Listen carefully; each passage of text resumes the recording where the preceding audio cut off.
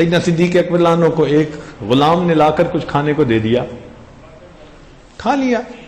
بعد میں پتہ چلا کہ اس غلام نے زمانے جہالت میں کوئی پھونک دم کیا تھا اور ان لوگوں نے اس کو آج اس کی وجہ سے کچھ دیا اور یہ لا کے مجھے کھلا گیا۔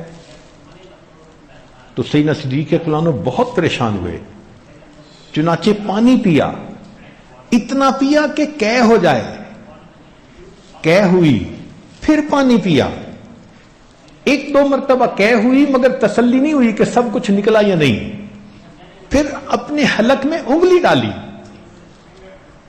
قے کرنے کے لیے۔ جب انگلیاں ڈال ڈال کے قے کر رہے تھے، تکلیف بھی ہو رہی تھی، تو دیکھنے والے نے کہا کہ امیر المومنین اتنی تکلیف پہنچا رہے ہیں۔ فرمانے لگے اگر مجھے پتا ہوتا کہ اس کھانے کا آخری ذرہ میری جان کے ساتھ نکلے گا میں پھر بھی اسے نکال دیتا۔ یہ تقوی صحابہ کرام میں تھا، اور وہاں سے پھر یہ اولیاء اللہ کی زندگی میں آیا۔